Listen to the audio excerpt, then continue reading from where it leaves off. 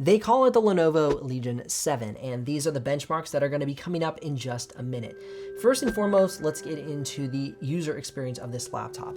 The aluminum top cover, keyboard deck, side panels, and bottom cover create a sturdy, well-built laptop. Now you're going to have some plastic on the side vents as well as around the screen bezel, and for a 16-inch laptop, it is definitely thin, but not necessarily super light.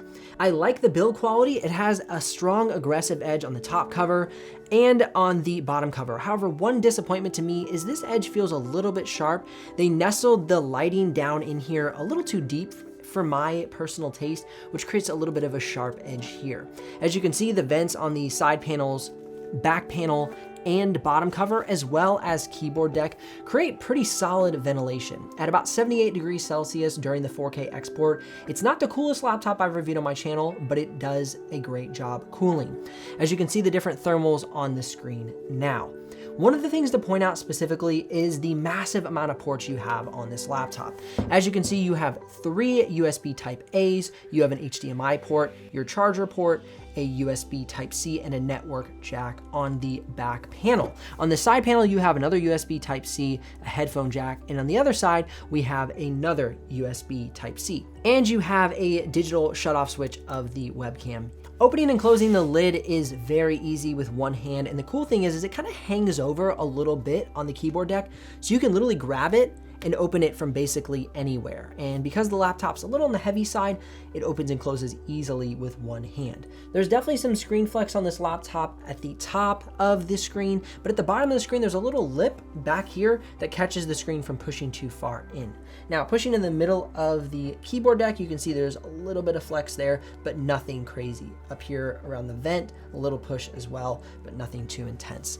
Now, going to the keyboard, you can see we have a full keyboard with a numpad and your different toggle switches, a full shift key on the right and left. The keys are a hardened plastic material. I'd prefer a soft touch, but I don't get everything, so such is life. But the keys have a nice, snappy, responsive feel to them. They have a nice medium key travel. It's not gonna be like your traditional gaming laptop with a long key press. And it's definitely not gonna be your butterfly switch on the old MacBook Pros. It's a nice, happy medium. The trackpad is quiet and responsive. I like that because a lot of times when you have a noisy trackpad, you can kind of upset your neighbors if you're in a quiet classroom or something. So that's really nice.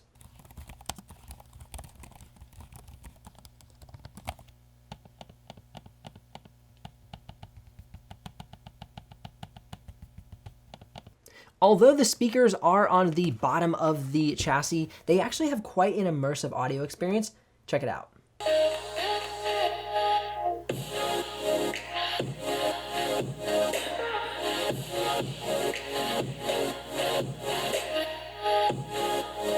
If you're curious about the exact availability or pricing of the Lenovo Legion 7, you can head down in the description below and click one of those links. Now, if you do make a purchase through that link, I will get a small commission, but at no extra cost to you, and that's what keeps this channel alive and the helpful content coming your way. I am so excited to see gaming laptops finally stepping up with color gamut range, brightness, and color accuracy. This laptop does not disappoint.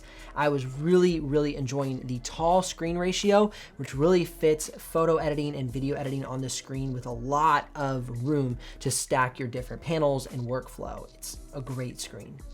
The battery life on this laptop is good, although I wish it were better because if you want to charge your laptop, you have to bring along this massive 300-watt charger block, which is almost as tall as the laptop. So for me, though you can see the battery life coming up on the screen, it is good. It's not great, especially that you need to bring this along. Now, the battery life results for Premiere Pro come from a looping 4K playback. Basically, I open up a project in Premiere Pro and I put it on loop and it just does playback for as long as it will last. For the Photoshop battery life, I run Puget Systems Photoshop benchmark and just continue to repeat it until the battery runs dead. This laptop runs surprisingly quiet inside of Photoshop and Premiere Pro, but is a little bit noisier in DaVinci Resolve. Without further ado, let's spit out the bones and get into the meat of this video. Inside of Cinebench R20, this laptop is hot on the heels of the Asus Zephyrus G14.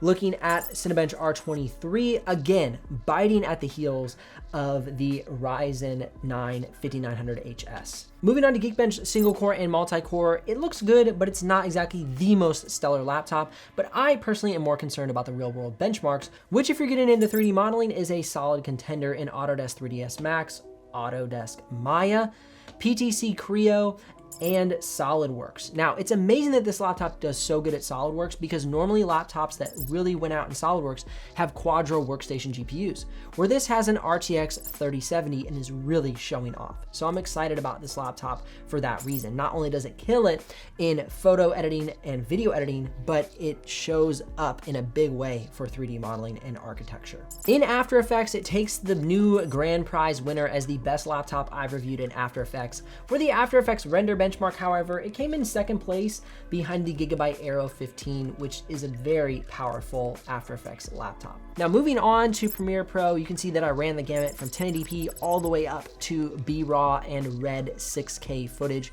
and it handled these tasks quite well. For Playback, you can see that 4K drops 0 frames, but as you get into the more of the 6K B-RAW and 6K Red footage, it starts to struggle a little bit at full quality, but still handles its own pretty well.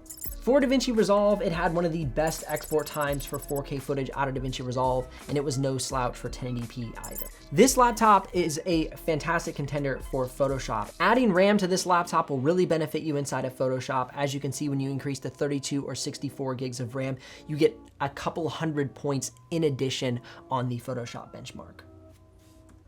The upgrade path on this laptop is very simple. You simply pull off the bottom cover, you can swap the SSD or the RAM sticks, and I recommend checking out Team Group. They have fantastic prices and a 100% lifetime warranty. I'll link some info about them in the description below. Well, links if you're ready to make a purchase, likes if this video has brought you some value, and subs if you don't miss out on the future uploads. I'll see you here in the next video.